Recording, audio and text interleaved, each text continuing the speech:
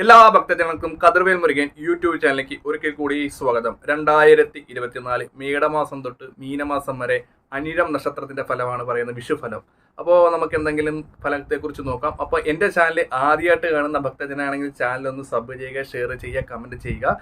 അപ്പോൾ അനിഴം നക്ഷത്രം മേടമാസം തൊട്ട് ജോലി തടസ്സങ്ങളൊക്കെ മാറി അവർ ഉദ്ദേശിക്കുന്ന പോലെ എല്ലാ കാര്യങ്ങളും നല്ല മംഗളപരമായിട്ട് നടക്കുന്നതാണ്. അപ്പോൾ യാതൊരു വിധത്തിലുള്ള ജോലി തടസ്സങ്ങളോ പ്രശ്നങ്ങളോ ഉണ്ടാകത്തില്ല. എന്തെങ്കിലും ജോലിപരമായ തടസ്സങ്ങൾ ഉണ്ടെങ്കിൽ തന്നെ ത്രിപുരസുന്ദരി മന്ത്ര അർച്ചന ചെയ്ത് ആ ഒരു ദോഷം മേടമാസത്തിൽ മാറ്റിയെടുക്കേണ്ടതാണ്.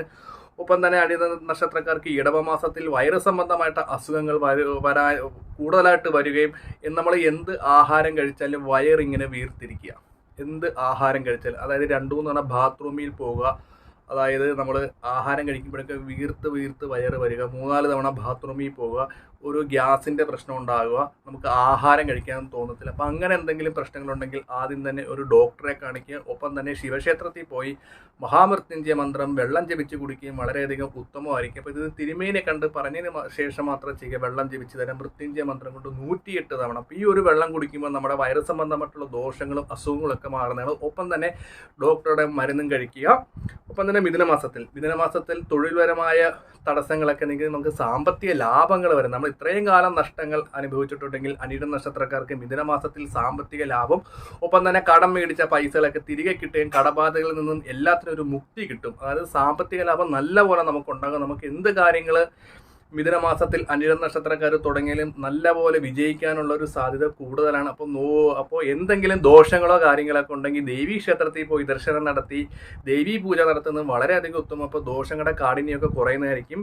ഒപ്പം തന്നെ കർക്കിടക മാസത്തിൽ ആരോഗ്യ പുരോഗതി ഉണ്ടാകുന്നതാണ്. നിലവിൽ അസുഖങ്ങളുള്ള അനിഴ നക്ഷത്രക്കാരാണെങ്കിൽ അവരുടെ അസുഖങ്ങളൊക്കെ മാറി നല്ല പുരോഗതികൾ ഉണ്ടാകുന്നതായിരിക്കും. ഒപ്പം തന്നെ ശരീരം നല്ല ആരോഗ്യത്തോടു കൂടി ഇരിക്കുന്നതാണ്. വാർദ്ധക്യ സഹജമായുള്ള അസുഖങ്ങളൊക്കെ മാറി എല്ലാം നല്ല രീതിയിൽ കാര്യങ്ങൾ മുന്നോട്ട് പോകുന്നതാണ്. മനസ്സിന് സന്തോഷം. നമ്മൾ വീട്ടിൽ വരുമ്പോൾ നല്ല നല്ല കാര്യങ്ങൾ കേൾക്കാനും നല്ല നല്ല ചിന്തകളൊക്കെ ചിന്തിക്കാനുള്ള ഒരു മാസം കൂടെയാണ് കർക്കിടക മാസം. നിലവിലെ ദോഷങ്ങളോ കാര്യങ്ങളൊക്കെ മാറാൻ വേണ്ടി നമ്മൾ ശിവക്ഷേത്രത്തിൽ പോയിട്ട് രുദ്രാഭിഷേകം എന്ന് പറഞ്ഞൊരു അഭിഷേകം ഉണ്ട്. അതിൻ്റെ കൂട്ടത്തിൽ തന്നെ ജലധാരയം നടത്തുക. രുദ്രാഭിഷേകത്തിന് ചാർജ് ചോദിച്ചതിന് ശേഷം മാത്രം നടത്തുക. പല ക്ഷേത്രത്തിൽ പല ചാർജാണ്. രുദ്രാഭിഷേകം ഇച്ചിരി ചാർജ് കൂടുതലാണ്.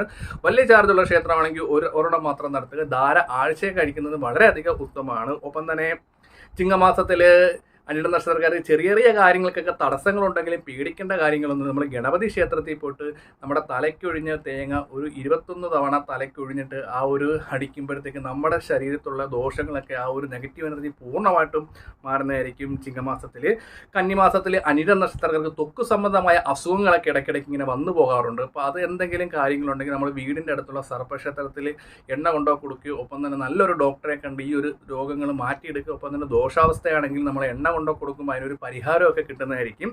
തുലാമാസത്തിൽ അതായത് സ്ത്രീ വിഷയത്തിൽ ഒത്തിരി ദുഃഖങ്ങൾ അനുഭവിക്കേണ്ടി വരും. അത് നമ്മൾ ചെയ്യാത്ത കാര്യങ്ങൾക്കൊക്കെ പഴി കേൾക്കുക, നമ്മൾ എവിടെയെങ്കിലും പോകുമ്പോൾ നമ്മളോട് കുറ്റം ആരോപിക്കുക, ബന്ധുക്കൾ പരസ്പരം വഴക്കൊക്കെ നമ്മളോട് ഉണ്ടാക്കിയവരെ ആ ഒരു വിഷമങ്ങൾ കൊണ്ട് നമ്മൾ തുലാമാസത്തിൽ വളരെയധികം വേദനകൾ അനുഭവിക്കുന്ന ഒരു മാസമായിരിക്കും. അപ്പോൾ ഈ ഒരു കഷ്ടകാലങ്ങളും കാര്യങ്ങളൊക്കെ മാർക്കേണ്ടി ശനീശ്വര ക്ഷേത്രത്തിൽ പോയിട്ട് നീലാഞ്ജനം ചെയ്യുന്നത് വളരെ അധികം ഉത്തമമായിരിക്കും അനിഴ നക്ഷത്രർക്ക്. ഒപ്പം തന്നെ വൃശ്ചിക മാസത്തിൽ അവർക്ക് പുണ്യ ക്ഷേത്രങ്ങൾ സന്ദർശിക്കാനും പുണ്യ കാര്യങ്ങൾ ചെയ്യുവാനും, അതായത് പിതൃക്കന്മാരുടെ സ്വത്ത്, അതായത് അച്ഛൻ വഴി അമ്മ വഴി സ്വത്തുകൾ കിട്ടാനും എല്ലാ വിധത്തിലുള്ള അനുഗ്രഹങ്ങളും കിട്ടുന്ന ഒരു മാസമായിരിക്കും വൃശ്ചിക മാസം. അപ്പോൾ ഈ ഒരു ദോഷങ്ങളോ കാര്യങ്ങളൊക്കെ വൃശ്ചിക മാസത്തിൽ അനിഴ നക്ഷത്രക്കാർക്ക് മാറാൻ വേണ്ടി നവഗ്രഹം ഇരിക്കുന്ന ക്ഷേത്രത്തിൽ 9 പേർക്ക് 9 വലത്ത് വിട്ട് നവഗ്രഹ അർച്ചന ചെയ്യുന്നത് വളരെയധികം ഉത്തമമാണ് അനിഴ നക്ഷത്രക്കാർക്ക്. ഒപ്പം തന്നെ ധനുമാസത്തിൽ അനിഴ നക്ഷത്രക്കാർക്ക് ശത്രുദോഷങ്ങളൊക്കെ മാറി ഉദ്ദേശിക്കുന്ന കാര്യങ്ങളൊക്കെ നടക്കുന്നതാണ്. കർമ്മതടസ്സം മാറും, ശത്രുദോഷം മാറും.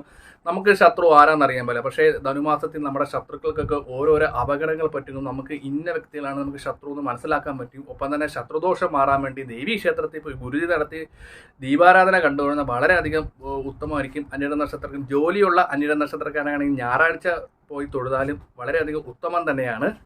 ഒപ്പം തന്നെ മകരമാസത്തിൽ അനിഴ നക്ഷത്രക്കാരുടെ വിവാഹത്തിലുള്ള തടസ്സങ്ങളൊക്കെ മാറി നമ്മൾ നേരത്തെ കണ്ടുപോയ ആലോചനകളൊക്കെ വരും. നമുക്ക് 4ാം ദിക്കിൽ നിന്ന് ആലോചനയൊക്കെ വന്ന് എത്ര പ്രായമായ അനിഴ നക്ഷത്രക്കാർക്ക് വിവാഹം തടസ്സം മാറി വിവാഹം ഉറപ്പായിട്ട് നടക്കും. നിലവിലെ തടസ്സങ്ങളോ കാര്യങ്ങളോ ഉണ്ടെങ്കിൽ ഒരു ഉത്തമനായ ഒരു ജ്യോതിഷനെ കൊണ്ട് നമ്മുടെ ഗ്രഹനില നോക്കി അതിലെ ദോഷങ്ങൾ മാറ്റിയെടുക്കേണ്ട വളരെയധികം അനുകൂലമാണ്. ഒപ്പം തന്നെ വിവാഹ കാര്യങ്ങൾ വരാനും വിവാഹത്തിലെ തടസ്സം മാറാൻ വേണ്ടി ബാണേശ്വരി ഹോമം നടത്തി ബാണേശ്വരി മന്ത്ര അർച്ചന ചെയ്യുന്നത് വളരെയധികം ഉത്തമമാണ്.